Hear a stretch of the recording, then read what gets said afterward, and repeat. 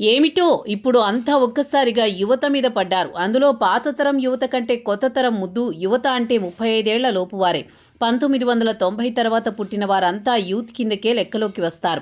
అయితే ఈ యూత్ నందు జెన్జీ యూత్ మరికొంత గొప్ప అని దేశంలోని రాజకీయ పార్టీలన్నీ ఊగిపోతుంటే వైసీపీ మరో 4 ఆకులు ఎక్కువే చదివినట్టుంది.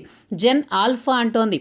వారిని పట్టుకుంటే చాలు పార్టీ గ్రాఫ్ అమాంతం పెరుగుతుందని వైసీపీ నేతలు చెబుతున్నారు. మరి జెన్ ఆల్ఫా అంటే ఎవరో, ఏ కేటగిరీ కిందకు వస్తారో తెలుసా?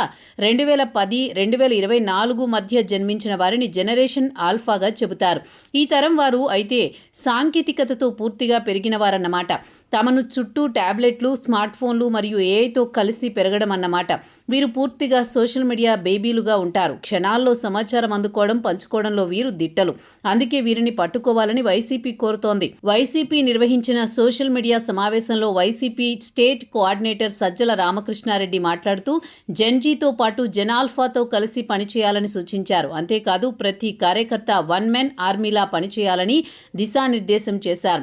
సోషల్ మీడియా ఒక పవర్ఫుల్ ఆయుధంగా ఆయన చెప్పారు. అయితే సోషల్ మీడియాలో అసభ్య పదజాలం, మార్ఫింగ్ కంటెంట్కు తావివ్వకూడదని ఆయన హితవు పలికారు.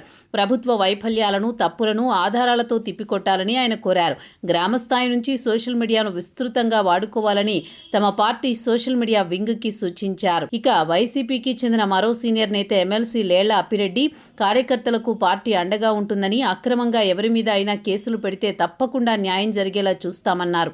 ఎవరు కష్టపడతారో వారికే పదవులు అన్నారు. ప్రతి కార్యకర్తకు గుర్తింపు వైసీపీలో వస్తుందన్నారు. భవిష్యత్తులో స్థానిక ఎన్నికలు జరిగితే ఖచ్చితంగా వారికి కార్పొరేషన్ చైర్మన్లు దక్కుతాయని, అలాగే ఎమ్మెల్సీ వంటి మంచి అవకాశాలు పార్టీ ఇస్తుందని చెప్పారు.